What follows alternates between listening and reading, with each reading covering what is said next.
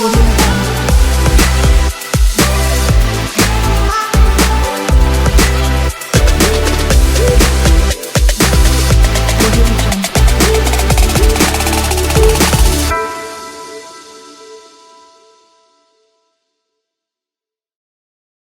everyone, welcome back with a new lecture with ISO IEC 17025 2017 edition.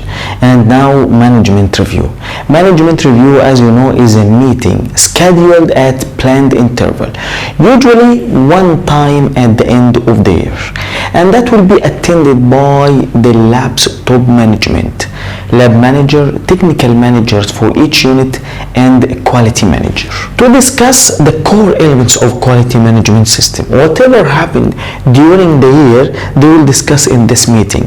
Whatever will affect the quality management system to be improved or to be maintained will be discussed in this meeting, in this management review, such as effectiveness of labs management system, how much quality management system is effective, is implemented, maintained well, and continually improved. Implementation of testing and calibration activities according to the standard, according to the lab's own requirement or lab's procedures, and also other guidelines used. Risks and opportunities. Any changes need to be applied to improve the quality management system. Any new technologies, any new instrument need to be added to the lab. Any new technology, new method need to be added to the lab to improve the quality management system. Internal audits. The result from the internal audits also will be discussed in this meeting, and also results from assessment, whatever non-conformity they found, whatever observation or recommendations they found during the year. And also customer satisfaction, which is the most important. They have to discuss also how much the customer is satisfied, and all of these points will be explained in details. Many changes compared to the previous edition. First point, recommendation of performing management review every 12 months at the end of the year has been erased. But that doesn't mean you cannot do this. They erased this point to keep it flexible for the lab. You can do more than one time if you want, and you can do only one time. So if you do it one time at the end of the year, that will be good practice, and no assessor can say anything. If you have too much work, too much load in the work, you can increase it to 2 times, but 1 time at the end of the year is enough. Customer feedback modified to customer and personal feedback. Recommendation for improvements modified to effectiveness of any implemented improvement. And also for each management review, there are some inputs to the meeting and outputs from the meeting. Inputs, some data will be used during the meeting, will be discussed during the meeting, and whatever outputs come out from this meeting. Some inputs have been added to this edition, such as changes in internal and external issues that are relevant to the lab. B. Fulfillment of the objectives. D. Status of actions from previous management review. Adequacy of resources. M. Results of risk identification, because also risk added to this edition, and every point will be explained in details after that. And also outputs have been detailed more than in the previous edition. A. The effectiveness of management system and its processes. B. Improvement of lab activities related to fulfillment of requirement of this document. C. Provision of required resources. D. Any need for change, and every point also will be explained in details after that. First point in this clause, lab management shall review its management system at planned intervals to ensure its continuing suitability, adequacy, and effectiveness. To ensure that the lab management system implemented, maintained well, and continually improved, you shall review the management system to ensure that all lab activities are conformed to the standard and other international guidelines. You shall review the management system. And as I explained before, that every 12 months has been erased. So to perform the management review every 12 months has been erased, but still, as I explained before, that still you can do the same. Now it's more flexible, but you should be complied with the planned intervals established by the lab. If you decide that you will perform management review one time at the end of the year, you have to do this. If you decide to perform management review 2 times per year, you have to do this. So you should follow the planned intervals established in your lab. And as I explained before in this edition at 8.2.3, lab management shall provide evidence of commitment to the development and the implementation of management system and to continually improving its effectiveness. If they applied management review every year, this is evidence of commitment to the development and the implementation of the management system and to continually improving its effectiveness. Second point, the inputs. As I explained before, that for each management review meeting, there are some inputs to the meeting and outputs come out from the meeting. Inputs to the management review shall be recorded and shall include information related to this point. Added to this edition, changes in internal and external issues that are relevant to the lab. Any changes in internal issues within the lab for policies, for objectives, for procedures, and external not controlled by the lab, from outside the lab, like competition with other lab or new technology or accreditation body, any external not controlled by the lab, also that will be inputs to this meeting. And from these inputs also to the management review, we have fulfillment of objectives. Did the lab achieve the objectives required or not? And as explained in 8.2.1, lab management shall establish, document and maintain policies and objectives for the fulfillment of the purpose of this document. As example, if the lab want to be accredited according to ISO IEC 17025 2017 edition, so they need to be accredited. This is the policy of the lab, and under this policy they have different objectives. These objectives shall be achieved to achieve the policy of the lab to get the accreditation. So objectives shall be defined from the beginning under the policy of the lab, and in management review they will revise only if these objectives have been fulfilled or not, and if there is any new objective need to be added to the lab. And that also has been explained before in ISO 9001 2015 edition, that top management shall establish and maintain a quality policy for the lab. From policy of the lab also there is a quality policy that provides a framework for setting quality objectives. So under the policy of the lab there will be some objectives. These objectives shall be achieved, and to be achieved shall be smart, specific, measurable, achievable, realistic, and time.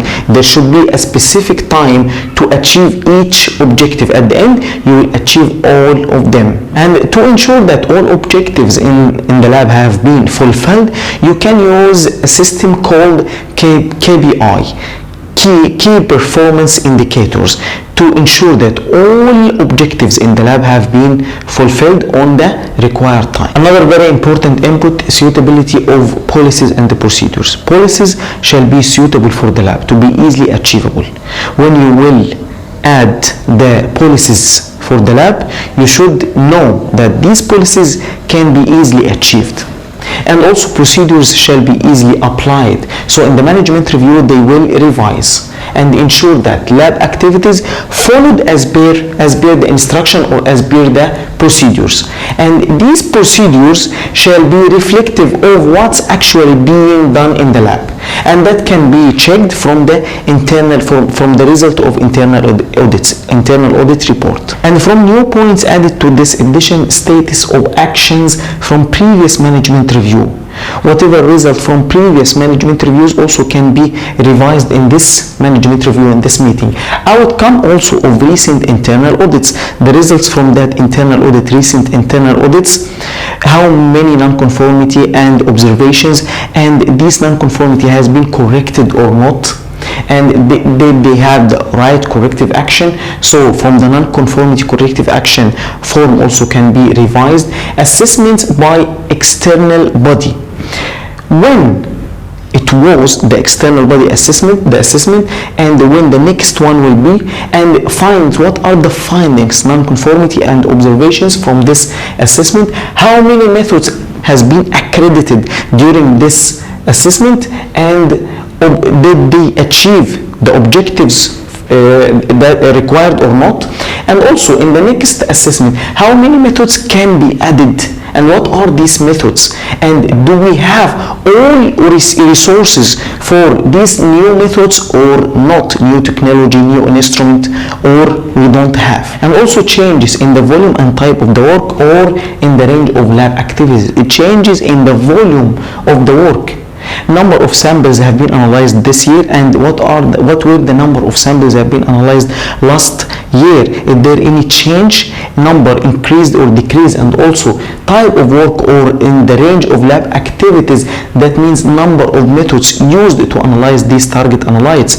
That number of methods have been increased or decreased, and also these methods are enough to analyze the required target analytes by the customer, or they need to add more methods. And also customer and personal feedback about his lab activity. Before that it was customer only feedback, but now customer and personal, any personal dealing with the lab, such as suppliers or accreditation body, or maybe personal from the lab itself. So customer and personal feedback. And also from complaints you can get feedback from the customer.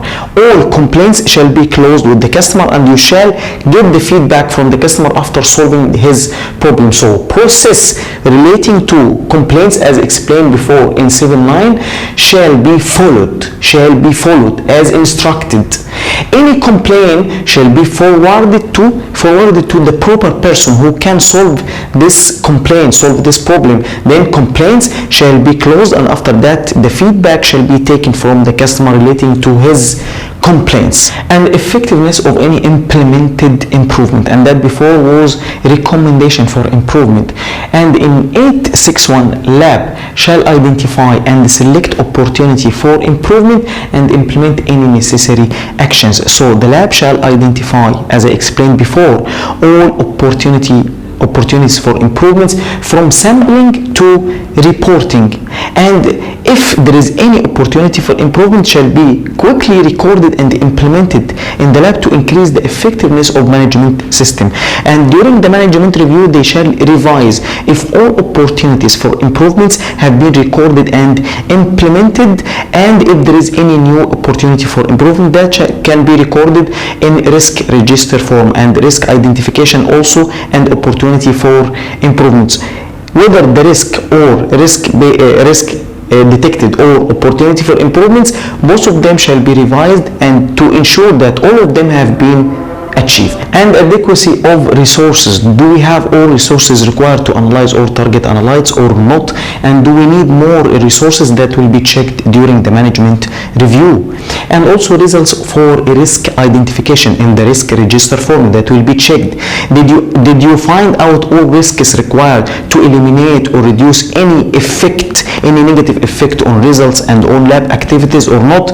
And did you find the right action to eliminate this or not? And outcomes of the assurance of validity of results. We have different type of assurance. Quality control samples that you will run with every sequence for accredited methods, for accredited or validated or verified methods, to ensure that the performance of the method, like intermediate check, calibration, spike sample to check to assess the efficiency of the method, control chart, as I explained before, all of them in the method validation training course. So different quality control samples. Did you achieve the required result or not? and the acceptance range or not. PT plan, did you achieve all PT plan during the year, and do you need any corrective action or not? Validation or verification for new methods, did you apply the validation or verification for new methods or not? These methods are ready for accreditation to the new year or not, and also other relevant factors such as monitoring activities, monitoring all lab activities and training. And finally, outputs from the management review shall be recorded in a specific report. No need to have a specific form for that or a specific report for that, but you can write all decisions and actions that you got during this management review.